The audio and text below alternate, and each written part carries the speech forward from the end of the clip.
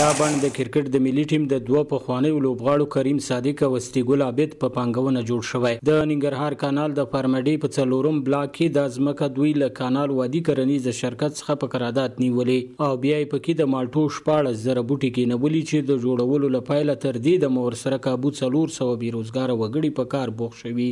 ځمکه کې تقریبا موږ دلته اوس په الحال 14,000 د مالټو بوټي نال کړي دي په 200 جرب ځمکه کې. دغه کار چې دا د تاسو ګوري د مخکې چې دا تیږې وې کاړو چې و دشته غونډې و نو موږ دلته تقریبا ډېر زیات کار وکړو. شروع کې 2 میاشتې کې موږ سره دلته ان 400 پورې مزدورانو کار کوو او اوس دا کار تقریبا تکمیل هم نه ده تر اوسه پورې. اوس هم موږ سره 10 کسان دلته کار کوي. عابد وایي د دې کار موخه د وطن آبادی او سرسبزۍ کې برخه اخیستل او خپل خلکو ته خدمت کول دي.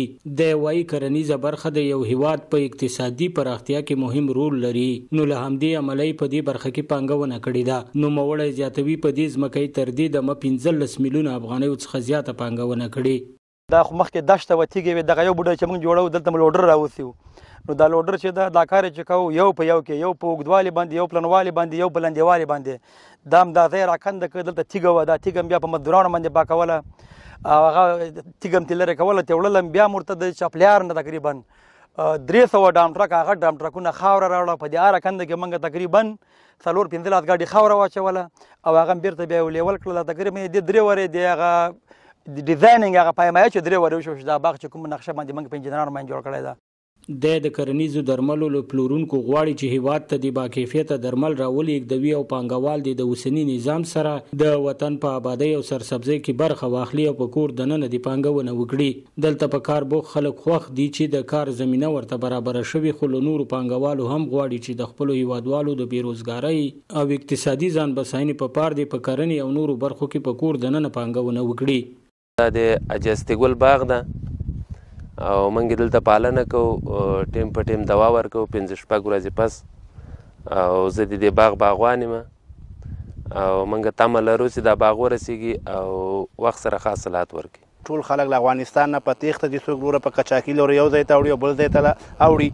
د موږ له حکومت نه دا ډېر خواست دی چې وروره ټولو خلکو سره په باغونو کې مرسته وکړي. د کانال له خوا هم د موږ دا عرض دی چې وروره ټولو سره مرسته وکړي، د اوبو زمینه دې ورته برابره کړي. د ننګرهار کانال وادي کرنیز شرکت مسؤلین بیا وایي د کانال ځمکې د درجه بندۍ له مخې د کرنیزه فعالیتونو په موخه په قرارداد ورکړي چې له جملې لومړۍ او دویمه درجه ځمکو قراردادیانو ته د ستروسو د بڼونو د جوړولو په موخه ځمکې ورکړي چې په ځینو کې بڼونه جوړ شوي او د ځینو لا هم د جوړېدو چارې روانې دي. ستروس باغونو د احداث لپاره په اوږدمهال ډول شرکتونو ته هغه شرکتونه چې زراعتي فعالیتونه لري په هیواد دوی ته په اجاره ورکوو او به دوی سره داسې تړون لاسلیک کیږي چې لومړی 15 کاله به دوی لومړۍ دوره تیروي، دویم ځل که چیرته د دوی کارونه د هیواد د قوانینو مطابق روانو نو بیا بل 15 کلن تمدید ورسره کیږي. دا په داسې حال کې ده چې د اسلامي امارت له حاکمیت وروسته په دې ولایت کې د کانال ګڼ شمېر شاړې ځمکې قراردادیانو ته د کرنیزه فعالیت په موخه ورکړل شوي چې په ډېره اندازه پکې د مالټو بوټي کېنول شوي دي. سباون ساحل، وحدت نیوز، ننګرهار.